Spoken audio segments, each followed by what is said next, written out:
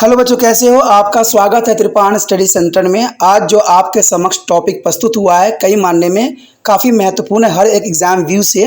ठीक है, इसमें हम हर एक बात पे विस्तार पर चर्चा करेंगे और वो सारे जो है पहलू पर विचार करेंगे जो अब तक अछूता था। तो चलिए देखते हैं हमारा आज टॉपिक क्या है। सारे पॉइंट आपको यहाँ डिस्कस की जाएगी और इसमें कहते हैं बहुत ही शॉर्ट में और समझ के साथ, और वो भी अक्षर आपको दिख रहे हैं। तो ये काफ़ी महत्वपूर्ण रहेगा। अगर आप इन पॉइंटों को अच्छे से कर लेते हो तो ये चैप्टर आपको बिल्कुल ही क्लियर हो जाएगा, कुछ भी करने को इसमें बचेगा नहीं।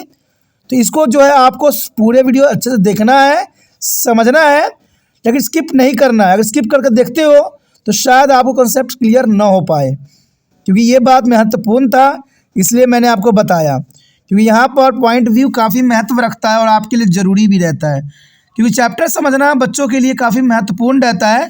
क्वेश्चन करके आप पूरे मार्क्स प्राप्त कभी नहीं कर सकोगी। अगर आप पॉइंट को समझ लेते हो अच्छे से, तो अच्छे से अच्छे मार्क्स आपको प्राप्त हो जाएगा। और ये जो बच्चे अच्छे से कर लेते हैं वीडियो, उनको 90 और 100 के बीच में मार्क्स आने की संभावनाएं पूरी बनी रहेगी। इसमें कोई दो राय नहीं है। जो अच्छे से याद कर लेंगे वो अच्छे से अच्छे मार्क्स भी प्राप्त कर लेंगे, ये भी यहाँ पर बात सही है।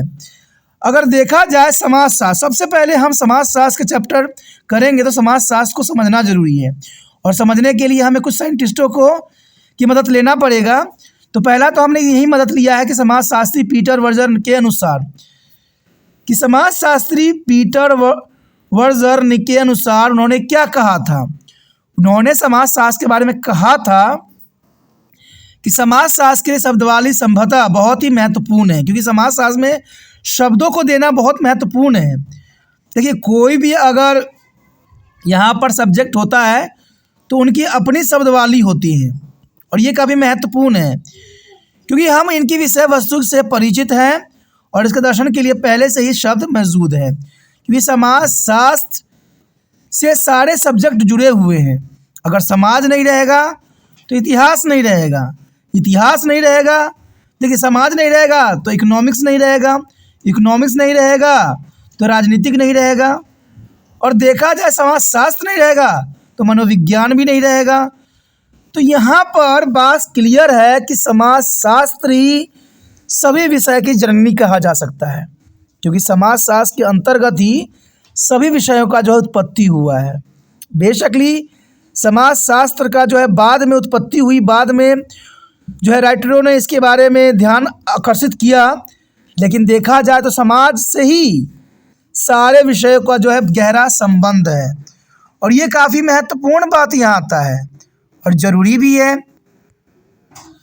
प्रत्येक अनुशासन में नियम और संबंधित अवधारणाओं का एक निश्चित सेट होता है। यानी आप देख लीजिए, कोई भी सब्जेक्ट होता है उसमें सबसे महत्वपूर्ण होता है अनुशासन।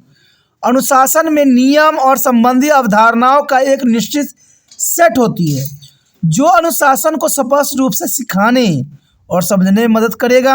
आपको पता ही होगा कि आप कोई भी सब्जेक्ट पढ़ो, सभी सब्जेक्टों के अपने रूल रेगुलेशन होते हैं, नियम होते हैं और अपने शब्दावली होती हैं, और इसी के अंतर्गत जो है उस सिलेबस को समझा जा सकता है। शब्द एक शब्द या वाक्यांश हो सकती हैं, यानी शब्द एक भी हो सकता है या एक पूरा वाक्य भी हो सकता है, जिनका उपयोग किसी चीज़ का वर्णन करने या किसी अवधारणा को व्यक्त करने के लिए किया जाता है। देखिए, कोई भी विचार हो, कोई भी फीलिंग हो, उसको हम एक वाक्य में प्रस्तुत कर सकते हैं या एक शब्दों में भी कहा जा सकता है, क्योंकि शब्द जो होते हैं वो सिर्फ व्यक्त किए जाते हैं। देखा जाए तो विशेष रूप से अध्ययन के ब्रांड में, यानी अध्ययन अगर आप करते हो तो शब्दों का बहुत महत्वपूर्ण स्थान रहता है। मैंने बहुत से बच्चों में एनालाइज किया कि उनको तो चलो समझ तो आ जाती है, लेकिन लिखने की प्रॉब्लम होता है। और लिखने की प्रॉब्लम कैसे होती है? वो तो सिर्फ चैप्टर को समझ लेती हैं, अच्छा वीडियो भी होते हैं, पूरे चैप्टर को समझा देते हैं, लेकिन वो लिखने में जो है अच्छे से नहीं हो पाता है, बहुत से स्पेलिंगों की गलतियां कर जाती हैं। इन्हीं कारणों से त्रिपाण स्टडी सेंटर ने आपके लिए जो लाया है शब्द के अनुसार लाया है, कि यहाँ पर आप हर एक शब्द को देख भी सकते हो, समझ भी सकते हो, क्योंकि कई शब्द आपको स्वयं लिखने नहीं आता होगा, और ये सच्चाई है, इससे हम मुंह नहीं मोड़ सकते। हिंदी एक ऐसा शब्द है जिसमें मात्राओं का जो है महाजाल बच्चों को कंफ्यूज करते रहते हैं। तभी तो हिंदी में बच्चों के मार्क्स बहुत कम आते हैं। अगर अच्छा टीचर ने अगर चेक कर दिया हिंदी के कॉपी तो समझ लिए उसका जो है नैया डूब जाता है। इसलिए शब्दों को समझना बहुत काफ़ी महत्वपूर्ण है। दूसरी ओर अवधारणाओं एक अमूर्त विचार है, क्योंकि अवधारणा एक अमूर्त है, इसका कोई मूर्त नहीं है। अवधारणाएं हम कुछ भी बना सकते हैं, इसलिए यहाँ पर अमूर्त की बात की गई है। ये मूर्त नहीं है, अमूर्त है, क्योंकि अवधारणाओं को हम कोई भी रूप दे सकते हैं जो अध्ययन के विषय को बेहतर ढंग से समझने के लिए किसी शब्द को समझने या अवधारणाएं बनाने में मदद करता है। क्योंकि कोई भी अवधारणा तभी बनती है जब शब्द होता है। अगर शब्द आपके पास नहीं रहेंगे तो आप ना तो उसको लिख पाओगे, ना समझ पाओगे, और न ही अपने विचार जो है दूसरे के समक्ष प्रस्तुत कर पाओगे। क्योंकि भाषा ही यही कहता है कि जो व्यक्ति लिख सके, पढ़ सके, समझ सके, वही बात इम्पोर्टेंट है, वही पढ़ा लिखा कहलाता है। और हमें पता है कि बच्चों को लिखने में बहुत सी समस्या आती है। तो यहाँ पर देखा जाए तो यही बात हमें समाजशास्त्र समझाता है कि प्रत्येक चीज़ों के अनुशासन होते हैं, नियम होते हैं, और उनसे संबंधित कुछ अवधारणाएं होती हैं जिसको लेकर हमें चलना होता है। हमें शब्द एक भी हो सकते हैं या वाक्य के रूप में भी हो सकते हैं, और उन शब्दों को अपना एक अध्ययन करना, उनके एक विषय वस्तु बनाना। कहते हैं ये अवधारणाएं जो होते हैं एक अमूर्त होते हैं, यानी इसका कोई रूप नहीं होता है। अब जहाँ पर जो रूप में व्यक्त कर दोगे वही इसका रूप धारण कर लेगा। शर्तें प्राकृतिक में सार्वभौमिक होगी। जो शर्तें होती है वो प्राकृतिक में सार्वभौमिक होती है, यानी यूनिवर्सल होता है, हर क्षेत्र में होता है। अध्ययन के ब्रांड से जुड़ा हर कोई इससे परिचित होगा, यानी जो इसका अध्ययन करेगा उसको हर एक बात की नॉलेज रहेगी। हालांकि विभिन्न विचारों के आधार पर अवधारणाओं विभिन्न प्रकार की हो सकती है। तो ये बात तो आपको पता ही होगा कि अलग अलग लोग होते हैं, अलग अलग थिंकनर्स होते हैं, उनकी अपनी अलग अलग विभिन्न विचारें होती हैं। इसलिए हम कह सकते हैं कि विभिन्न विचारकों के आधार पर अवधारणाएं विभिन्न प्रकार की हो सकती है, और ये काफ़ी महत्वपूर्ण रहता है। एक अनुशासन के रूप में समाज को समझने के विभिन्न तरीके आधुनिकीकरण के कारण आए अचानक सामाजिक परिवर्तनों से चिंतित होते हैं। यानी देखा जाए तो ये काफ़ी महत्वपूर्ण बात है कि एक अनुशासन के रूप में समाज को समझने के विभिन्न तरीके और आधुनिकीकरण के कारण आए अचानक सामाजिक परिवर्तनों से चिंतित होते हैं, जो काफ़ी महत्वपूर्ण है। उसके पश्चात अगला पॉइंट बताता है कि समाजशास्त्र में नियमों और अवधारणाओं का क्या महत्व है, क्योंकि हमारा चैप्टर ही यही है, उपयुक्त शब्दावली संकल्पना एवं उनके उपयोग। तो इसके अंतर्गत शब्दों में नियमों और अवधारणाओं का अपना एक महत्वपूर्ण स्थान होता है। पहली बात यही बताती है कि समाज का अस्तित्व कैसे और क्यों है।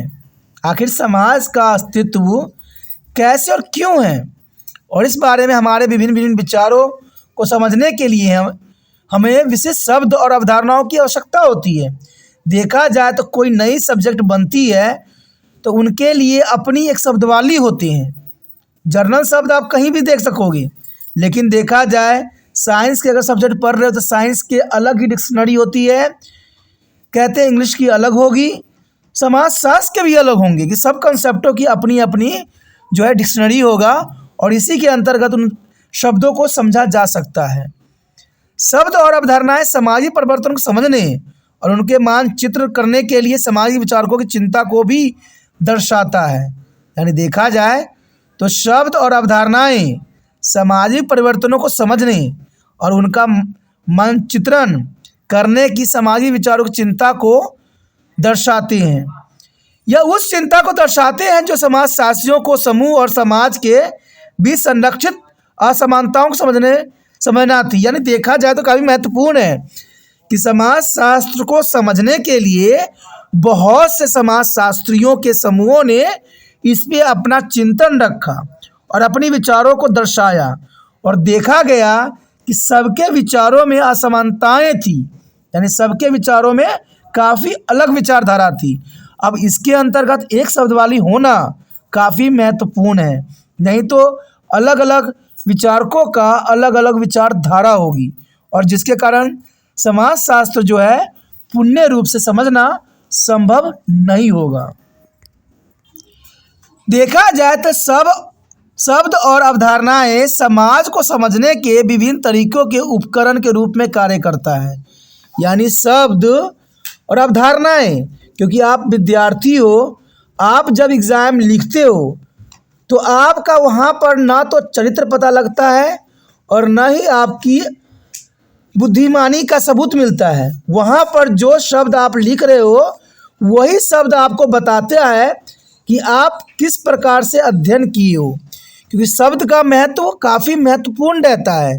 तो यही बात यहाँ बताता है कि शब्द और अवधारणाएं समाज को समझने के विभिन्न तरीकों के उपकरणों के रूप में कार्य करता है।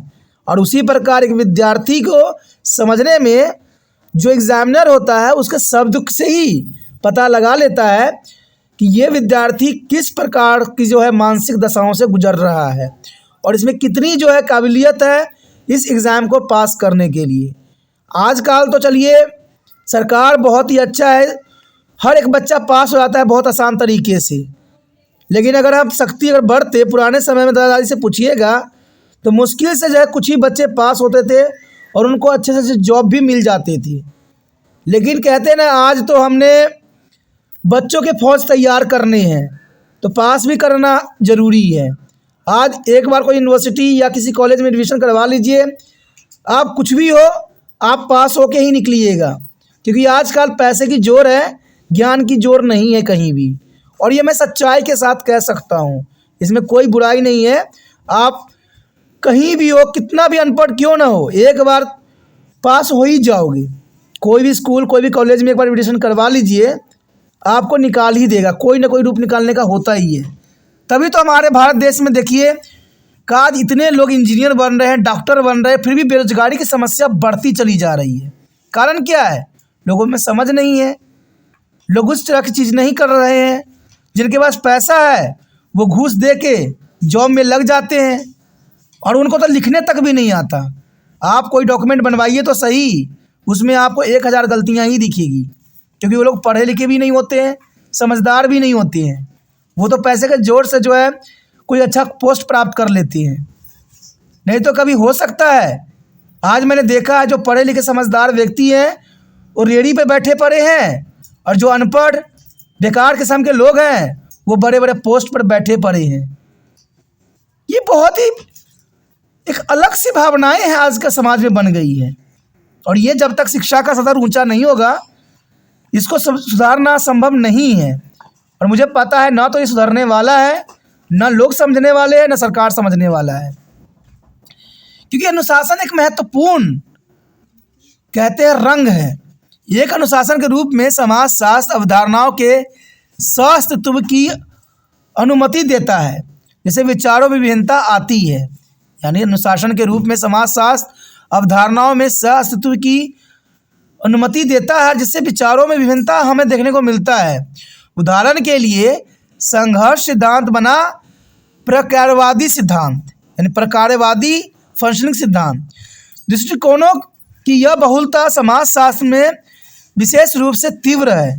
तो देखा जाए तो ये काफ़ी महत्वपूर्ण कॉन्सेप्ट है। और इसी के साथ हमारा ये पॉइंट ख़त्म हो जाता है, जो काफ़ी महत्वपूर्ण था, एग्ज़ाम व्यू से काफ़ी ज़रूरी था। अगर आपको समझ में आ गया ये शब्दावली तो जितना हो सके इस वीडियो को शेयर कीजिए, जिससे दूसरे बच्चों का भी केयर हो। मैं इतना ही कहूँगा कि शेयर ही दूसरे बच्चों का केयर है। ये आप पर छोड़ता हूँ कि आपका विचार कैसा है। ठीक है, पहली बार मेरे चैनल पे आए हो, पहली बार वीडियो देख रहे हो, समझ में आ रहा है, अच्छा लग रहा है और चाहते हो कि और भी वीडियो आपको इस प्रकार प्राप्त होता रहे, तो जर्नल सी बात है दोस्तों, चलो सब्सक्राइब कर लीजिए। क्योंकि सब्सक्राइब कीजिएगा तो 8 से लेकर MA तक के बच्चों के लिए बहुत से वीडियो यहाँ उपलब्ध है। एक बार जुड़िएगा त्रिपाण स्टडी सेंटर में ही रह जाइएगा। तो सोचिए नहीं, विचार न कीजिए, अभी त्रिपाण स्टडी सेंटर को सब्सक्राइब करके अपने मोबाइल में सेव कीजिए।